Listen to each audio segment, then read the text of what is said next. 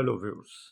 मैं Hussain Javed new dawn with Hussain को लेके एक बार फिर आपके साथ मौजूद। थंबनेल आपके सामने है जो हमारे टॉपिक को आपके सामने पेश कर रहा है, और वो है सिलसिला बामुकाबला कभी अलविदा ना कहना। ये दो मूवीज़ बॉलीवुड की अपने दौर की दोनों फिल्में बाकमाल रही हैं। फ़र्क ये कि इन दोनों फिल्मों की रिलीज़ में 24 साल का फ़र्क है, लेकिन ये 24 साल का फ़र्क बहुत ही वसी फ़र्क है जब बात होती है इस फ़िल्म में जो मैसेज दिया गया, फ़िल्म का जो क्लाइमेक्स थे, फ़िल्म का जो एंड था, वो हमें कौन-सी तस्वीर दिखाता है। तो आप जानते हैं कि दोनों फ़िल्मों में टॉपिक एक ही चीज़ के गिर्द घूमता है, और वो है एक्स्ट्रा मैरिटल अफ़ेयर, जिसकी अगर हम उर्दू या हिंदी में बात करें, तो वो एक नाजायज़ रिश्ते का नाम समझ में आता है, या एक नाजायज़ संबंध का जो लफ्ज़ है वो हमें हमारे सामने आता है। तो ये इन फ़िल्मों में कॉमनैलिटी थी। लेकिन हमारा टॉपिक असल में ये है कि हम सिर्फ़ इन्फिडेलिटी के ऊपर बात नहीं करें, हम बात करें कि बॉलीवुड में इन्फिडेलिटी का जो एक कॉन्सेप्ट रहा है, वो 80 की दहाई में, 70 की दहाई में और आज के दौर में कितना बदला है। यानी कि पहले जो व्यूअर्स थे, जो फ़िल्म बीन थे, जो कि दर्शक थे, वो इनफिडेलिटी को, एक्स्ट्रा मैरिटल अफेयर्स को हिंदी सिनेमा के अंदर किस तरह लिया करते थे, उनका रिएक्शन क्या होता था? क्या वो इसको एक समाज में आगे जाने का रास्ता समझते थे, या इसको समाज के अंदर टैबू समझते थे? और आज के दौर में इनफिडेलिटी, नाजायज़ संबंध, नाजायज़ ताल्लुकात, नाजायज़ रिश्ता, बॉलीवुड में आज का जो व्यूअर है, वो इसको कैसे लेता है? क्या उसके लिए एक रूटीन की बात बन चुकी है? इस पे हम आज बात करने जा रहे हैं।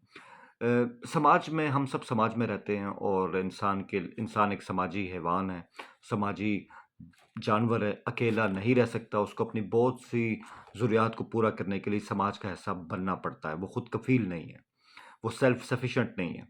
इस मकसद के लिए हमेशा मर्द हो या औरत, वो अपने-अपने मकासद के लिए कोशिश करते हैं, हर कोई अपने हिस्से की खुशियों का हसूल चाहता है। इसी तरह हर औरत जो है वो भी अपनी ज़िंदगी के अंदर मानियों को ढूँढती है, उसको ऐसे मीनिंग्स ऑफ लाइफ़ चाहिए होते हैं जिससे उसकी ज़िंदगी में रंग भर जाए। मगर फ़र्क ये है कि पहले-पहले, यानी कि आज से 20 साल पहले, आज से 30 साल पहले और उससे पहले के दौर में, ये मैं अर्ली 90s तक बात कर रहा हूँ, इसमें आप 70s, 80s, 60s, 50s लगा लें। हमेशा एक बात फ़िल्मों के ज़रिए, हमें नॉवलों के ज़रिए और आम बोलचाल में मिलती थी कि समाज क्या कहेगा? यानी समाज का एक पर्दा हुआ करता था, समाज का एक दबाव हुआ करता था इंसानों के ऊपर, और वो फ़िल्मों के ऊपर भी हमें दिखाई दिया करता था कि समाज के जो नियम हैं, उसके जो असूल हैं, हम उसके खिलाफ जा नहीं सकते। लेकिन आज के दौर में किसी को फ़र्क नहीं पड़ता अगर एक्स्ट्रा मैरिटल अफ़ेयर्स पे फ़िल्में बन रही हैं, एक्स्ट्रा मैरिटल अफ़ेयर्स लोगों की अपनी असल ज़िंदगियों में मौजूद हैं। तो आज वही लोग जो पहले कहा करते थे कि समाज क्या कहेगा, समाज को देख के चलना पड़ता है, लोग क्या कहेंगे, तो आज लोग कहते हैं कि समाज को इससे क्या फ़र्क पड़ता है, और हमें समाज से कोई फ़र्क नहीं पड़ता, हमारे मन में जो मन मर्ज़ी में आएँगे वो करते रहेंगे। ये फ़र्क हमें दिखाई दिया सिलसिला फ़िल्म में, जो 82 की फ़िल्म थी, और आज कभी अलविदा ना कहना जो 2006 की फ़िल्म थी।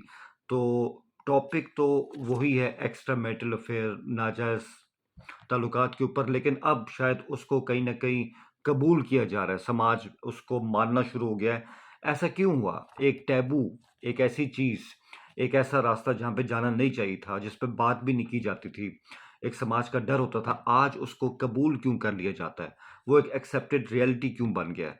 सिलसिला में हम देखते हैं कि सच्चाई की जीत होती है, और अगर हम सिलसिला फ़िल्म की बात करें, तो हमारे सामने, हम उसकी स्टोरी पे तो नहीं जाएँगे, लेकिन आप सब जानते हैं कि उसमें जो अमिताभ बच्चन हैं, उनका रेखा के साथ एक सिलसिला चल रहा होता है प्यार का, मोहब्बत का, और वो शादी तक भी पहुँच जाता अगर अमित के भाई शशि कपूर की डेथ ना होती, और शशि कपूर की डेथ होती है, तो उनकी जो होने वाली बीवी थी, वो थी जिया भादरी। उनके पेट में बच्चा होता है शशि कपूर का, तो समाज से रोकने के लिए, क्योंकि शशि कपूर ने भी अभी शादी नहीं की होती जिया भादरी से, तो समाज के दबाव से बचने के लिए अमिताभ बच्चन मजबूर हो जाते हैं कि वो अपने भाई की इज़्ज़त को छुपाने के लिए जिया भादरी से एक समझौते की शादी कर लेते हैं, और अपनी जो मोहब्बत थी चाँदनी के साथ, जिनका रोल रेखा ने अदा किया, उसको त्याग देते हैं। और दूसरी तरफ चाँदनी के पास कोई ऑप्शन नहीं रहता, और उनकी शादी एक डॉक्टर के साथ हो जाती है।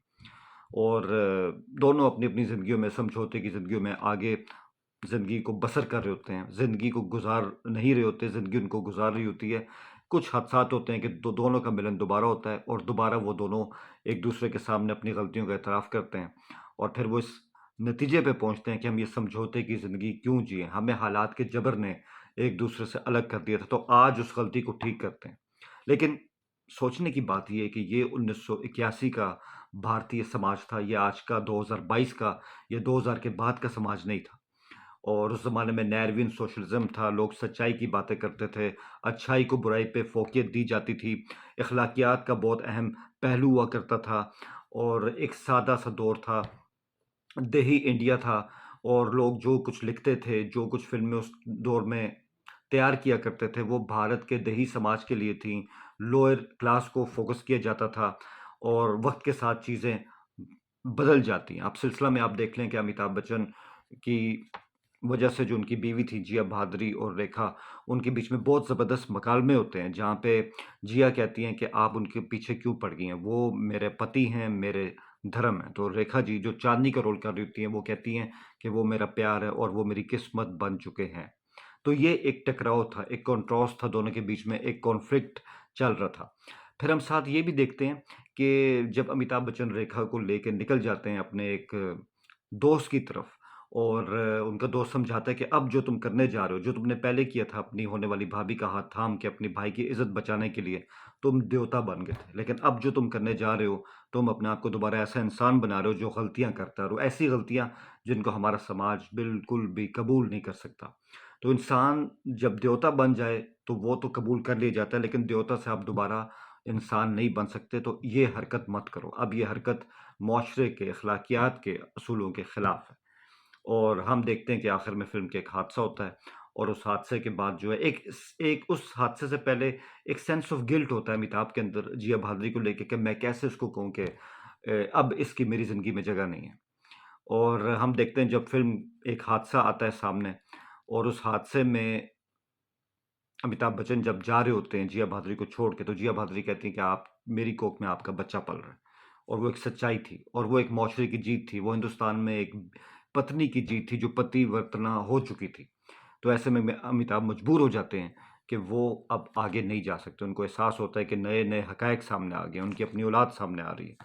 तो अब वो पुराने रास्तों को बंद करना होगा और वो फिर इस नतीजे पर पहुँच जाते हैं कि जिससे शादी हो चुकी है, इसी के साथ ज़िंदगी को बसर करना होगा और दूसरी जानिब रेखा भी एक एहसास से नदामत में होती हैं और वो संजीव कुमार के साथ जो कि उनके शौहर का रोल अदा कर रहे थे, उन्हीं के साथ ज़िंदगी गुज़ारने को तरजीह देती हैं और यूँ अखलाकियात की जीत होती है, समाज की जीत होती है, मोहब्बत हार जाती है। लेकिन याद रखें, उस दौर में ये मोहब्बत नाजायज़ मोहब्बत थी, जिसकी उस समाज में कोई जगह नहीं थी। व्हेयरएज़ अगर हम 2006 में जाएँ, तो 2006 में क्या होता है कि शाहरुख खान हैं, उनकी शादी प्रीति जिंटा से होती है और दूसरी तरफ जो है वो रानी मुखर्जी, उनकी शादी अभिषेक बच्चन से होती है और ये एनआरआईज़ हैं, अमेरिका में रहते हैं।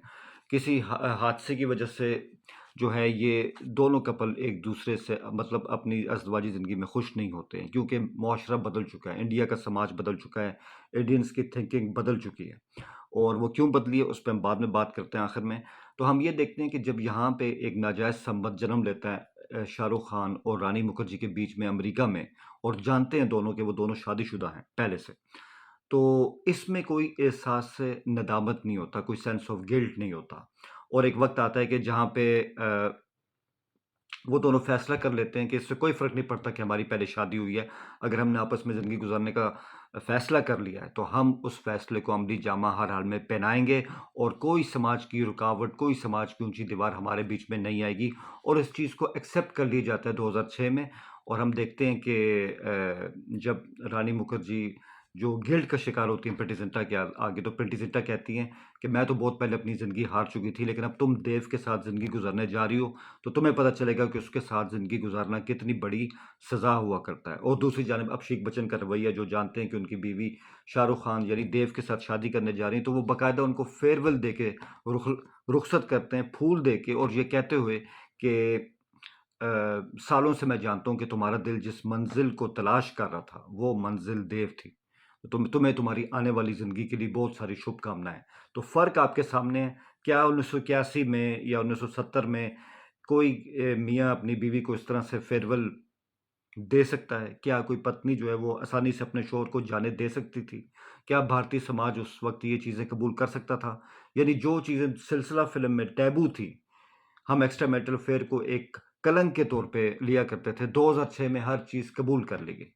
ऐसा क्यों हुआ? समाज में इतनी तब्दीली क्यों आई? क्या व्यूअर के सोचने का, उसके देखने का अंदाज़ जो था वो बदल गया? तो इसकी वजूहत बहुत ही सिंपल है कि सिलसिला का इख्तिताम एक रवायती इख्तिताम था फ़िल्म का, एक ट्रेडिशनल एंड था, लेकिन कभी अलविदा ना कहना का एंड रवायत शिकन था। उसमें जो नॉर्म्स थे उनको तोड़ दिया गया था। टैबू को ब्रेक कर दिया गया था कि अगर आप प्यार करते हो तो प्यार ही रियलिटी है। फिर क्या जायज़ है और क्या नाजायज़ है, कौन शादीशुदा है, कौन शादीशुदा नहीं है, इससे कोई फ़र्क नहीं पड़ता। फ़र्क ये था कि भारत का समाज जो था ये 1991 में बदल गया। वहाँ पे आज़ाद मंडी आ गई, आज़ाद मईशत आ गई थी, मैकडॉनलाइज़ेशन स्टार्ट हो गई थी। उससे पहले का जो नेरवियन सोशलिज़्म था, जो एक सादा दौर था, जो सरकार के कंट्रोल में सारी मईशत थी, वो चीज़ें ख़त्म हो गई थी। इंडिया खुल रहा था, बैरूनी सरमायाकारी आ रही थी और जो नॉन रेज़िडेंट इंडियंस हैं, एनआरआई, वो बाहर जा रहे थे। तो इंडिया के लिए जहाँ पे मार्केट्स बाहर की खुल रही थी, बॉलीवुड को भी आगे जाने का मौका मिला और हम देखते हैं कि उस दौर में जो शाहरुख खान की फ़िल्में आती हैं, जो दीगर फ़िल्में आती हैं, उसमें कई सोशल टैबूज़ तोड़ दिए गए थे, जो उससे पहले भारतीय समाज का और बॉलीवुड का हिस्सा हुआ करते थे और इन्फिडेलिटी को अब कबूल कर लिया गया था। और आज हम देखते हैं कि जब इंडिया में इतनी इन्वेस्टमेंट आती है, इंडिया में लाइफ़स्टाइल चेंज होता है, इंडिया की मईशत ओपन हो जाती है, तो उन वहाँ पे एक 40-50 करोड़ की ताकतवर मिडिल क्लास तबका उभर के सामने आता है और ये बिल्कुल मग़रबी इक़दार को अपना भी रहे हैं। उनकी जो वैल्यूज़ होती हैं, वहाँ पे जो है वो लिव इन रिलेशनशिप का कॉन्सेप्ट भी है, जहाँ आपको शादी करने की ज़रूरत नहीं होती है।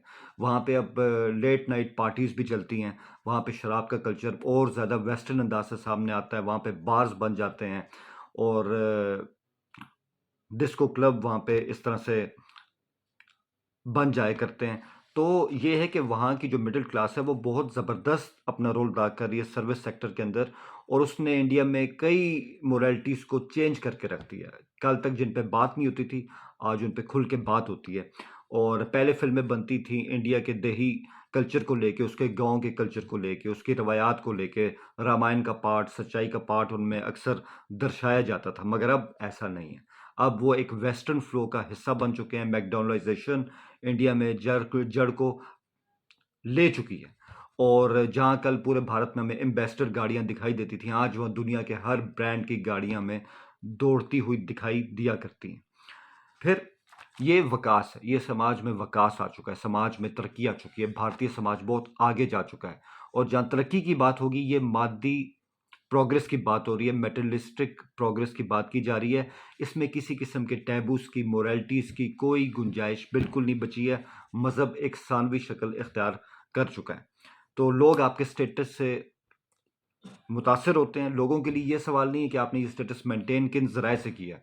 आपकी अगर वो आपका ताम-झाम उनके सामने है, तो वो ताम-झाम ही असल हकीकत है। और अब आप देखें कि कितना बदला इंडिया का समाज के एक ज़माने में हम डीडी पे बुनियाद जैसे ड्रामे देखते थे, हम तमस जैसे ड्रामे देखते थे, जो फ्रीडम मूवमेंट के ऊपर बने थे, हम यात्रा जैसी ट्रेन की जर्नी के ऊपर ड्रामे देखते थे, जो भारतीय समाज एक सादा समाज हुआ करता था, उस पर वो आधारित हुआ करते थे। लेकिन उसके बाद हम देखते हैं फिर केबल कल्चर आया, डिश एंटीना का कल्चर आया, इंटरनेट कल्चर आया और अब हम नेटफ्लिक्स, यूट्यूब, अमेज़न प्राइम के दौर में ओटीटी के दौर में आ चुके हैं, फ़ेसबुक, सोशल मीडिया, ट्विटर इन सब के टाइम में आ चुके हैं और यहाँ पे क्या होता है कि फिर जो ड्रामे बने, सैटेलाइट के ज़रिए जो ड्रामे ज़ी टीवी पर आए और स्टार प्लस पे आ गए, वो एक नया कल्चर था। जैसे आप देख लें कि भाभी जी घर पर हैं, एक सीरियल आता है, आप उसमें क्योंकि सास भी कभी बहू थी, कहानी घर-घर की और कसौटी ज़िंदगी की, इस तरह की सीरियल देख लें जहाँ पे एक्स्ट्रा मैरिटल अफेयर्स को एक रियलिटी के तौर पे एक्सेप्ट कर लिया गया।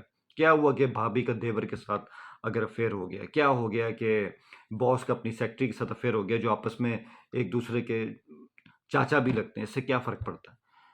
तो अब भारतीय समाज बिल्कुल बदल चुका है। 1991 में जो वहाँ की इकॉनमी में चेंजेज़ आई थी, उन्होंने बॉलीवुड समेत पूरे भारतीय समाज को बदल के रख दिया। यही वजह है कि जब 81 की आई इस सिलसिला फ़िल्म में हमें अच्छा नहीं लगता कि अमिताभ रेखा की तरफ क्यों जाए, उसको अपनी बीवी की तरफ जाना चाहिए क्योंकि पत्नी की जीत होनी चाहिए, नाजायज़ रिश्ते की जीत नहीं होनी चाहिए। लेकिन 2006 में एक एक्सेप्टेड रियलिटी के तौर पे ये मान लिया जाता है कि अगर शाहरुख खान का टिल्ट रानी मुखर्जी की तरफ है, तो प्रीति जिंटा और अभिषेक बच्चन को कोई हक नहीं पहुँचता कि वो अपने जाते हुए खावंद को या जाती हुई बीवी का रास्ता रोकें। उनके पास यही रास्ता है कि उनको अच्छे तरीके से विदा करें, और यही उन्होंने कभी अलविदा ना कहना में किया था। तो आज के दौर में आखिर में यही कहूँगा कि संस्कार जो हैं, जो असूल हैं, जो कि मुआशरे के ज़ाब्ते हुआ करते थे, वो कमज़ोर हो चुके हैं। मादी तरक्की ही सब कुछ है, और माया ने मुकम्मल तौर पे संस्कार को शिकस्त दे दी। All the best.